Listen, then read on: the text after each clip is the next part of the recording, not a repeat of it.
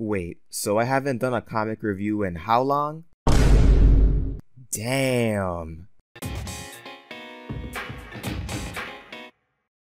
Alright, we got some catching up to do with these comics, people, and we're gonna start with From the Shadows, a 3-part story arc encompassing issues 51 to 53. When the main 6 discover that a mysterious stallion named Shadowlock is erasing Equestria's written history, they set out to stop him before the stories of Equestria's past are lost for good. Now, there was one main worry I had going into this arc. When From the Shadows was announced, it was said that it was going to tie into Season 7 in some way. In all honesty, the comics are better off as supplementary material, something that can be enjoyed by fans who want to see more adventures in the MLP universe, but aren't mandatory for one to understand what happens in the show. As much as I love the comics, it would really suck if they became material that needed to be read in order to get the full story. Fortunately, that's not the case here. While we'll get to what this tie-in actually is later on, it's done in a way that won't leave viewers confused if they don't read this story. So it's basically like the Mortal Kombat X comics. However, while I am relieved that the story isn't required reading,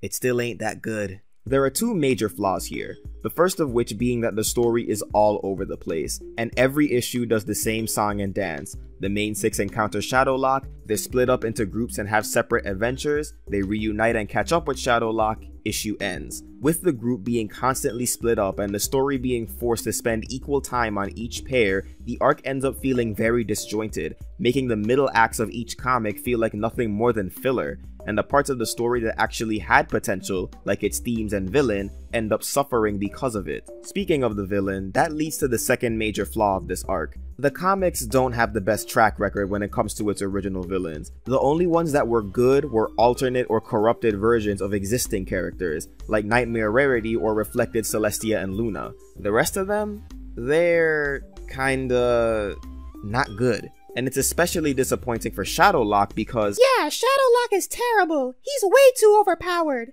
Actually, that's not what I was getting at. And he's a descendant of an ancient villain? Why? That's not what the problem is. Shadowlock is the worst comic villain because he's a Gary Stu. Gary Stu, Gary Stu, Gary Stu, Gary Stu. Excuse me for a moment.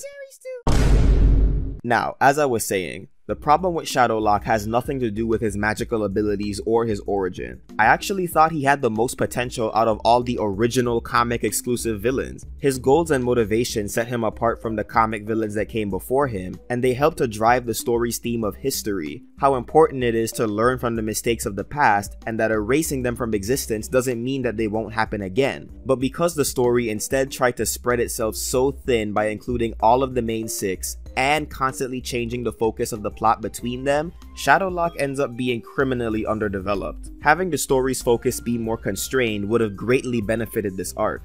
Twilight was the perfect foil for Shadowlock. On one side, we have a pony that embraces history and the knowledge that comes from it, for better or worse, and on the other side, we have a pony that wants to reject and forget all the bad parts of history. Had the story put more emphasis on these two, we would have had the opportunity to not only give Shadowlock more development, but also put more emphasis on the theme of history. As it is now, From the Shadows is a story that squanders a lot of the potential it had and ends up being a mostly forgettable tale. Which leaves us one thing: the connection to Season 7. Part of Shadowlock's backstory is that he was a descendant of an ancient villain. Now, because of his name and origin, I thought it was going to be Sombra, but then they actually showed what the villain looked like, and it looks nothing like him. In fact, this seems to be a completely new villain altogether. Looks like a changeling banged an Umbrum and this is what came out. It does look kinda cool though, and if this is how the comic ties into the current season, I'm interested to see how this villain will make his debut. I would speculate further, but theories aren't my field, so I'll just leave it at that. The next main story is a one-shot following Angel Bunny. You know, the character that the fandom has an unhealthy, obsessive hatred for because he acted like a brat a few times. This'll be fun. So what did you think of From the Shadows? Swarm that comment section below or bug me on social media, and consider supporting me through Patreon or PayPal art commissions. Until next time, keep it sketchy, folks.